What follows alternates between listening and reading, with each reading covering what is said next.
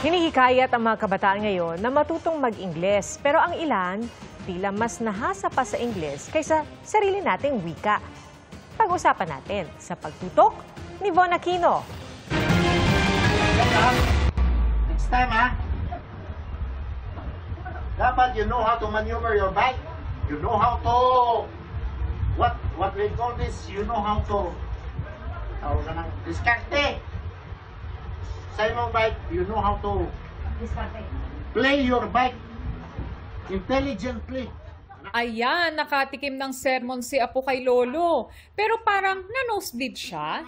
Be strong, be strong. I don't want you to go on crying, Para pangaralan ng apong si Flynn matapos mahulog sa bike, napasabak sa Inglisan si Lolo Ben ng Panabo, Davao del Norte. Nakakaintindi naman daw si Flynn ng Bisaya pero mas fluent siya sa English.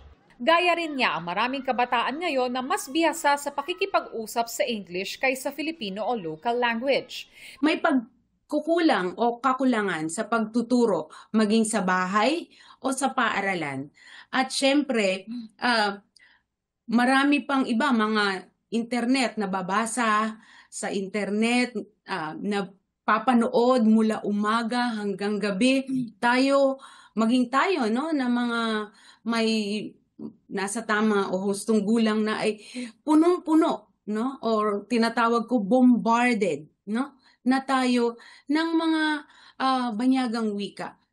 Pero ayon sa Komisyon sa Wikang Filipino, intact pa naman o buo pa ang ating linguistic integrity base sa pagsusuri ng UNESCO. Lahat po ng Pilipino, maliban sa mga paslit na hindi nagsasalita pa ng tuwid na Filipino, ay nagkakaunawa ng salitang Filipino at kung may kakayanan na magsalita, ay kayang magsalita ng Filipino at kung sino man ang kanyang kausap ay nagkakaintindihan po sila. Sabi ng Komisyon sa Wikang Filipino, hindi naman kailangan gumamit ng mga malalalim na salita sa pakikipag-usap sa Wikang Filipino.